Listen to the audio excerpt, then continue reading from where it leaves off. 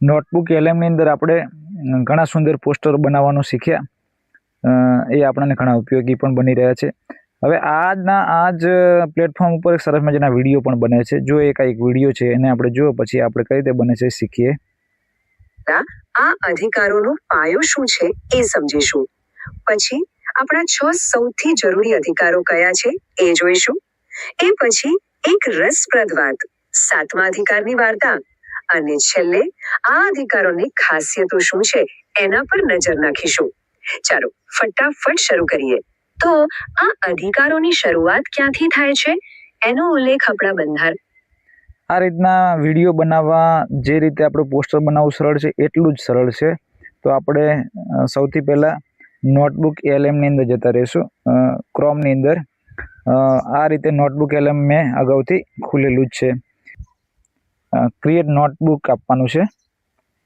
આપશું એટલે આપણને તરત આ રીતે એના ઓપ્શન આપશે કે કોઈ ફાઇલ અપલોડ કરવી છે, યુટ્યુબની કે કોઈ વેબસાઇટની લિંક નાખવી છે, કે ડ્રાઈવમાં માહિતી પડી એના આધારે વિડીયો બનાવવો છે, કે કોઈ ટેક્સ્ટ તમારી જોડે લખાણ છે અને એને પેસ્ટ કરવું છે. મારી જોડે એક યુટ્યુબની લિંક છે, એની અંદર બંધારણની વાત કરેલી છે, તો એ અહીંયા પેસ્ટ કરી અને આ રીતે ઇન્સર્ટ આપવાની છે.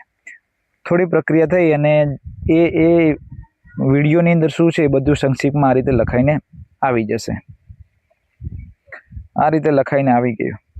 જેનો જે ચેટવાળો વિભાગ છે એની અંદર આપણને બતાવશે કે તમે જે માહિતીની લિંક નાખી છે એમાં આ ડેટા છે. આના આધારે આપણે સ્ટુડિયોવાળું છેલ્લું ઓપ્શન છે જમણી બાજુથી પહેલું, ત્યાં જવાનું છે. એની અંદર પહેલું છે એ ઓડિયો બનાવો તો એના માટે, અને બીજું છે વિડીયો.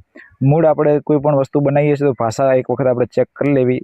સૌથી ઉપર જે સેટિંગ છે એમાં જઈ અને આપણી આઉટપુટ લેંગ્વેજ શું છે એ જોઈ લેવાની. આપણી ગુજરાતી છે તો કોઈ પ્રશ્ન નથી, આપણે જે ભાષામાં બનાવો એમાં ક્લિક કરવાનું. વિડીયો ઓવરવ્યૂ લખેલું છે એના ઉપર ક્લિક આપવાનું છે. તમારે એની સાઇઝ માટે કે કોઈ વિશેષ સેટિંગ કરવા હોય તો એની અંદર જઈને કરી શકો. વિગત કંઈ અલગ આપવી તો પણ તમે કરી શકો છો. હું એમ જ કંઈ પણ કર્યા વગર વિડીયો ઓવરવ્યૂ ઉપર ક્લિક આપું છું એટલે આ પ્રક્રિયા ચાલશે. અને આ રીતનું જનરેટિંગ વિડીયો ઓવરવ્યૂ આ રીતે શરૂ થઈ જશે. બંધારણની ગેરંટી કરીને આ વિડીયો તૈયાર થઈ ગયો છે. મેં બીજી કેટલીક વસ્તુ બનાવેલી છે ઇન્ફોગ્રાફીના હાથે આમાં, પણ બંધારણની ગેરંટી કરીને આ વિડીયો ઓન કરવાવાળું નિશાન છે ત્યાં હું આપું છું. તો આ રીતનો વિડીયો બની ગયો છે. હવે એ ચાલશે. જરા વિચારો, આપણી પાસે એક એવી ગેરંટી છે જે આપણા વિકાસ અને આપણી સ્વતંત્રતાનું રક્ષણ કરે છે. આ કોઈ 7 મિનિટ અને 19 સેકન્ડનો વિડીયો છે. આને આપણે ડાઉનલોડ કરી લઈએ. હવે આ વસ્તુ રહી એ આપણા હેતુ પ્રમાણે અલગ અલગ રીતે આપણે વસ્તુનો ઉપયોગ કરવાનો થાય છે. નોટબુક એલએમ એટલે માત્ર શિક્ષણ માટે જ છે એ રીતે નથી.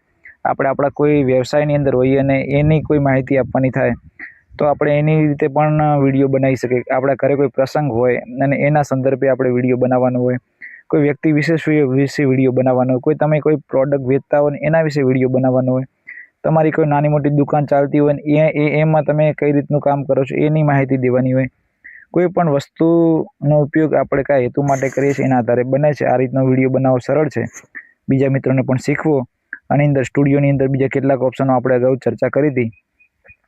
ફરીથી એક વખત કહી દઈએ કે ઓડિયો વાળું છે એના ઉપર આપશો તો ઓડિયો સરસ મજાનું જનરેટ થશે. માઇન્ડ મેપ આપણને યાદ રહી જાય એ રીતે આખા ડેટાને અલગ અલગ રીતે કરીને આપશે. રિપોર્ટ એટલે જે માહિતી નાખી છે એ માહિતી આખો રિપોર્ટ એનો આધારે તૈયાર કરશે કે અંદર માહિતીમાં ખરેખર શું છે. જેમ આપણો ન્યૂઝ રિપોર્ટ આવે છે એ રીતે. ફ્લેશ કાર્ડ, આ ફ્લેશ કાર્ડ છે આપણને જે માહિતી છે એના ટુકડા ટુકડા કરી અને એનો સારાંશ આપણને એક એક ફ્લેશ કાર્ડમાં બતાવશે. ક્વિઝ, આપણો જે ડેટા આવ્યો છે એ ડેટાના આધારે કેટલાક પ્રશ્નો બનાવી આપશે. આ ઇન્ફોગ્રાફી વિશે આપણે અગાઉ શીખી ગયા. સરસ મજાની ડિઝાઇન સાથેનું બનાવે છે.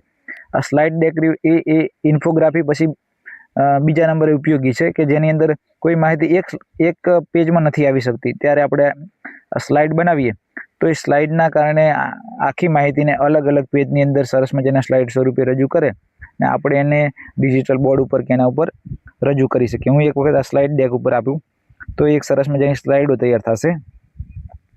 આ સ્લાઇડ ડેક ઉપર આપ્યું એટલે સ્લાઇડ બનવાનું ચાલુ થઈ ગયું. ધ 6 પિલર વાળું કરી ઓફ સિટીઝન પાવર, આ એક સ્લાઇડ ડેસ્કની અંદર મેં આપી તો સ્લાઇડ બનેલી છે.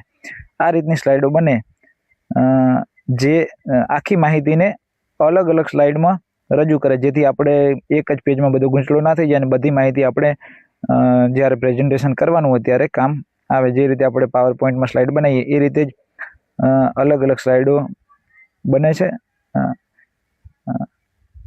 મૂળ માહિતીને એ પોતાની રીતે ડિઝાઇન કરીને અલગ અલગ સ્લાઇડમાં બનાવી આપે છે. નોટબુક LM આમ કહીએ તો અત્યારના એઆઈના ઉપયોગમાં યુઝર ફ્રેન્ડલી છે. આપણને કોઈ પણ વ્યક્તિને આવડી જાય એવી વસ્તુ છે. તો આ વિડીયો બનાવવાની વાત, સ્લાઇડ બનાવવાની વાત કે ઇન્ફોગ્રાફી બનાવવાની વાત બીજા મિત્રો સુધી શેર કરો.